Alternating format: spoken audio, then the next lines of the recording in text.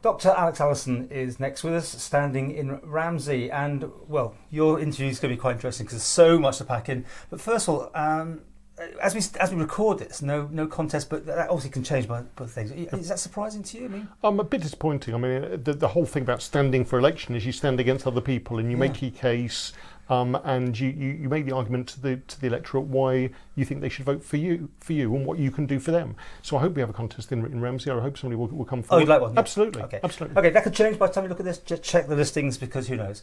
All right, now let's look back on things. 5 years of, well, not quite what you expected, I should imagine, but you're prepared to put your name forward and go forward again on this. And let's do that first of all. Just be an MHK for Ramsey. Why do you want to do this again? Because there's so much unfinished business. You're quite right. I don't think anyone who stands for MHK and gets in knows quite what to expect, even if you talk to however many people. I had some quite set things that I wanted to get accomplished. I've done some of them, but not all of them. Then COVID hit, then I was made minister, and that completely changed the agenda. We've also had a few other things like a climate change emergency being announced, and so there is a huge amount of work for the next administration. There is going to be a big debate about the direction of the next administration as well, in terms of whether we invest for the future or we try to cut back and maximise the amount of money in the bank. What I would advocate is now is the rainy day that we actually invest, and so I want to be part of the new next administration to actually make the most of the opportunities that arrive. Invest or spend the rainy day? Invest. Put money into the bank? No, invest in the people of this nation. So start spending some money out Absolutely. There. I mean, the three main key issues for me with this coming election and the next 5 years, and further than that, are intergenerational fairness, climate change and investment in infrastructure, and they all align, particularly in Ramsey, because we've got some major issues there. What are the issues in Ramsey? Well, I mean, the first thing is flooding. We've got some plans for flood defences for the harbour. There is a bit of controversy about that. I know the commissioners aren't happy with the loss of parking, but we can work on that. We've got to protect the harbour from flooding, but also Ramsey was identified as one of the key flood areas on the Isle of Man. There are other schemes, for instance, at Litany Fields that need to be progressed to protect the people of Ramsey for flooding. Going on from that, though, we also need to invest in the infrastructure in terms of housing in Ramsey. We've got a lot of housing going up, not all of it is affordable. We need to make sure that we can progress schemes like the transport interchange, which is going to free up the area where the bus station is at the moment for social housing. We need to make that mid-rent. Okay, this marina's causing a little bit of a blip now. Suddenly, your no, views on it's this? not a little bit. It is a big issue for the people it involves it. Where are you on it? And I'd just like to thank you for your interview with Jeff Court and Michael Starkey, because I think they very eloquently went through some of the issues. I am in favour of development, absolutely, but it has to be inclusive. It has to be for the people of Ramsey and the people for the Isle of Man. The issue with the marina development is 3 years ago people came forward with a proposal. I was quite happy for that to go through the usual channels, to go through planning, to go through public consultation, environmental impact surveys. That absolutely has to happen. Not a lot's happened, but what it has created is some fear and some concern from local residents, and that needs to be addressed. Double-edged sword. What investment you want the future, but you don't. It has to be the right. Yeah, there has to be the right investment. One, and if I can just reassure, Michael and Jeff. Anything that happens has to be done democratically. So I've checked with DOI, if there is going to be a lease, that has to go through Tynwald. Everything has to be above board. But I think that the whole scheme, which was launched 3 years ago, has to be re-evaluated and has to go through an environmental impact survey. What they were talking about was blue carbon. And we now know, and there's ongoing research to look at what we have in our territorial waters in terms of eelgrass, things like that, which is, Ramsey was one of the first places to have specialist areas of scientific interest where people couldn't dredge, and we've got a great marine environment there. We need to protect that, absolutely, but also looking forward in terms of climate change. If we got it right, the marine environment could absorb 25% of our CO2 emissions. It could be that big. I mean, eelgrass can absorb 2 to 5 times as much as a rainforest. So we need, if we're going to move forward together, to actually bank those sort of wins. How do you find the time to spend on local issues, and obviously being the politician you are and doing what you do, and still doing a bit of doctoring, I think, on the side from time to time? How do you work that? Well, first of all, like lots of people, I work long hours. Although Douglas and departments and Tynwald and Comyn drag me down to Douglas, I'll try to spend as much time as I can up in Ramsey. And people come up to me in the street, come up to me in ShopRite and Co-op. They'll talk to me about their issues, and I'll try to get out as much as I can to listen to the people of Ramsey. And as soon as I get a chance, I'll be knocking on doors. You had an amazing uprise in from being a backbencher, getting the ministerialship. A few knocks after that. Yeah. Has that affected your outlook? I mean, it's not quite as easy as it probably looks on the outside. Absolutely, and particularly the last 18 months.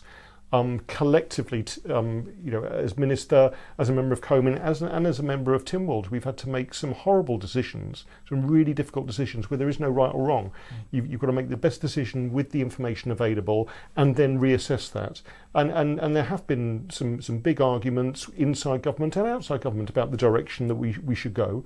What I think we need to do is make sure that we communicate those properly with everyone involved, and I explain to them exactly what's happening and why it's happening. Sorry, I just raised that much. Because communication, you've got lots of people in the comms department now, lots of people, and yet communication keeps coming up as not being that good. Yeah. Will you going to change things? It can always be better. Will I change things? As I think one of the key things for the next administration is to get away from the sort of COVID scenario where we're having press briefings in Thursday afternoons by teams. What I think of that.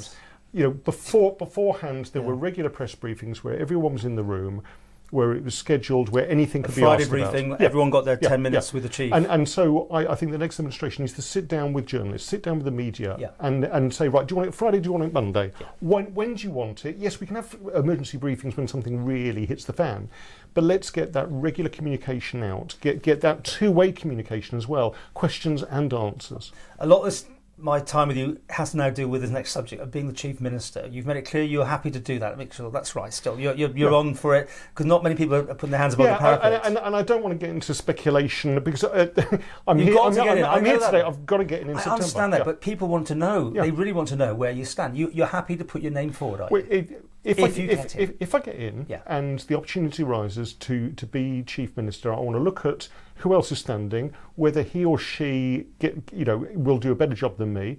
But if you're given the opportunity of leading such a great nation forward, why wouldn't you take it? Yes, it's going to be bloody, it's going to be hard work. I'm up for that. I'm up for the challenge.